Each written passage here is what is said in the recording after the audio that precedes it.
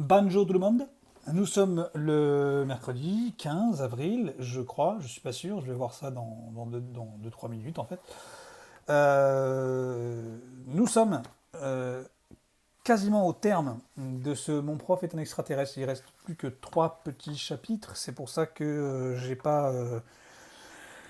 n'ai pas mis en ligne de vidéo depuis 3 jours, parce que mine de rien, je voulais essayer j'ai pas mal cherché qu'est-ce que je pourrais lire après ça. Donc voilà. Et puis surtout, j'ai eu tellement de plaisir à relire ce petit bouquin que bon, je voulais faire un petit peu durer le truc, quoi. Nous sommes donc au chapitre 19, un chapitre qui s'intitule Le choix de Peter. Alors, pour résumer vite fait les 2-3 chapitres précédents, Peter et Suzanne sont retournés une dernière fois chez Broxholm avec Duncan, qui devait les aider à faire le guet pendant qu'eux prenaient des photos de Madame Schwartz dans le grenier. Ça s'est mal passé parce que Duncan a établi le contact avec les extraterrestres dans la chambre de Monsieur Smith parce qu'il trifouillait le tableau de bord, le clavier, l'ordinateur de Broxholm parce qu'il s'emmerdait dehors. Et du coup, il a été repéré. Donc Peter décide de le cacher chez lui. Et là, en fait, grosso modo, Suzanne se rappelle que bientôt c'est la kermesse, que c'est certainement au terme de cette kermesse que Broxholm va emmener les élèves avec lui dans l'espace. Et ils ont vraiment fondé tous leurs espoirs sur ces fameuses photos du grenier. Et elle apprend aussi que Peter, eh ben, si jamais ils arrivent à rien prouver, il a un plan B. Mais il reste très évasif là-dessus. Il lui dit rien. Il lui dit juste que au cas où ça marcherait pas, l'épreuve, que ça, pour une raison ou une autre, ça foirerait, eh bien il a un plan B. Mais il reste très mystérieux là-dessus. Et donc chapitre 19, le choix de Peter. Je devais comprendre au cours de l'après-midi ce qu'était le plan alternatif de Peter. À vrai dire, cela me prit un certain temps. Je finis par me rendre compte qu'il se passait quelque chose d'anormal quand Peter, le garçon qui savait tout mais ne se souciait jamais de participer aux leçons, se mit à lever la main pour répondre à chaque question que posait Broxholm. Et soudain, tout devint clair. Peter voulait être choisi par Broxholm. Pour lui, c'était l'occasion ou jamais de vivre le genre d'aventure de science-fiction dont il rêvait. Il se disait qu'en faisant un effort, il accéderait facilement au rang de meilleur élève de la classe. Le regard de Broxholm brillait un peu plus chaque fois que Peter ouvrait la bouche pour parler. Nous étions en cours d'histoire. Broxholm me posait des questions de plus en plus difficiles, mais Peter ne se troublait jamais. Il répondait à la vitesse d'une mitrailleuse. Moi qui croyais bien le connaître, j'étais stupéfaite de découvrir l'étendue de son savoir. Quant à Broxholm, il devait avoir appris par cœur une encyclopédie entière, à moins qu'il n'en eût une transplantée dans le cerveau, enfin, qui sait. Quand vint la récréation, j'attirai Peter à l'écart. À quoi tu joues lui demandai-je. T'es devenu fou? Je mets mon plan B à exécution, me répondit-il simplement. Si nous ne pouvons démasquer Broxholm, je veux être un de ceux qui s'en iront avec lui dans l'espace.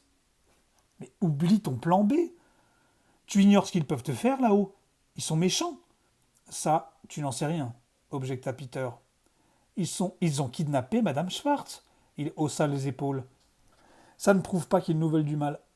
Ils sont peut-être tellement plus intelligents que nous qu'ils nous considèrent comme nous considérons les fourmis ou quelque chose de ce genre. J'en restais muette. Mais ils pouvaient voir à mon expression que je jugeais cette idée stupide. Ou alors ils ont peur de nous, poursuivit-il. Là, j'ai mis un ricanement. Je parle sérieusement, dit Peter. Pense à la conversation que tu as eue avec Broxholm hier. Je refuse. J'en suis encore toute retournée. Non, pense-y, insista Peter. Ces gens sont peut-être réellement paisibles. Ils ont forcément constaté qu'il y avait des guerres un peu partout sur Terre et ils doivent penser que si nous allons un jour dans l'espace, nous sommes capables d'y déchaîner de gigantesques catastrophes. Rien ne permet de l'affirmer, dis-je avec entêtement. De toute façon, nous n'avons pas encore perdu la partie. Allons au drugstore chercher nos photos. Il nous fallut réunir pour cela tout notre argent de poche. Et je faillis expliquer à la fille derrière le comptoir que nous tentions d'empêcher une invasion extraterrestre. Mais elle m'aurait probablement jeté dehors. Maîtrisant notre impatience, nous attendîmes d'être à l'abri dans un parc pour ouvrir l'enveloppe. Vas-y toi, dis-je à Peter. Il hésita une seconde, puis déchira l'enveloppe. Son visage devint livide. Qu'est-ce qu'il y a demandai-je. Sans un mot, il me tendit les photos. Mon estomac se noua au fur et à mesure que je les examinais. Peter avait fait du bon travail. Les poutres et les murs du grenier étaient d'une netteté parfaite, l'éclairage aussi, mais le champ de force et Madame Schwartz avaient disparu. Ou du moins il n'en subsistait qu'une vague tache bleue au milieu de chaque cliché. Cette tache pouvait passer pour un jeu de lumière ou un défaut de la pellicule. C'est fichu, murmurai-je. Ces photos ne nous serviront à rien. Peter acquiesça. Je suis désolé.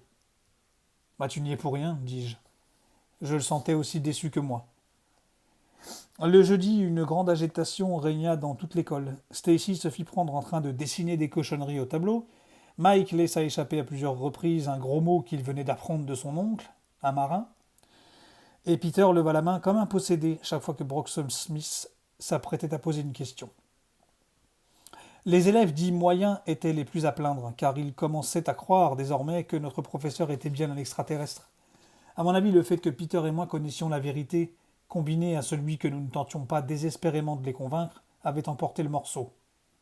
Ils devaient se dire que si nous avions inventé cette histoire, nous aurions insisté. Comme nous n'en faisons rien, elle ne pouvait être que vraie. Ou quelque chose comme ça. Quoi qu'il en soit, les élèves moyens devenaient fous à l'idée que Broxholm allait enlever 3 d'entre eux. Qu'est-ce qui différencie un élève moyen d'un autre? Personne ne le savait. Chaque fois que l'un d'eux était ciblé par une question directe, il hésitait, ne parvenant pas à décider s'il devait donner la bonne ou la mauvaise réponse. On sentait qu'il pensait « Attention, ce que je vais déclarer risque de me valoir un aller simple pour l'espace. » « Ah, je serai heureuse quand tout sera fini, dis-je à Peter pendant la récréation. Moi aussi, me répondit-il. Mais son air rêveur m'inquiétait. Tu n'as toujours pas peur demandai-je. Je suis terrifié, mais je n'ai pas changé d'avis. Au fur et à mesure que la journée s'écoula, la classe devint de plus en plus fiévreuse. Quand sonna la dernière cloche, tous les élèves avaient acquis la certitude qu'il y aurait une invasion extraterrestre cette nuit-là. Vous avez entendu parler de l'invasion chuchotait-on. Savez-vous que les extraterrestres vont nous envahir? C'est pour ce soir, pendant le concert. J'avais envie de rectifier, non. Les extraterrestres ne vont pas nous envahir, ils veulent seulement kidnapper certains d'entre nous. Mais à mon avis, si les extraterrestres tenaient tellement à nous étudier de près, c'était sans doute pour mieux nous envahir plus tard. J'étais surtout désolé pour M. Bamwick. Il avait espéré que ce concert de printemps serait le meilleur qu'il ait jamais donné. À présent, il apparaissait nettement que ce serait le plus grand désastre de sa carrière. J'ai décidé de supprimer notre marche du programme, me confia-t-il dans l'après-midi. Il essayait d'avoir l'air désinvolte, mais je pouvais voir qu'il était amèrement déçu. Ne m'en veuillez pas, dis-je. Je suis navré. La fin du solo était trop difficile pour moi. Non, Suzanne, ce n'est pas seulement à cause de vous, me confia tristement M. Bamwick. Tout l'orchestre va de travers, je ne comprends pas ce que j'ai fait pour en arriver là. Comment pouvais-je lui expliquer qu'il n'y était pour rien? Il ne pouvait pas se douter qu'une terrible menace pesait sur son concert. À plus.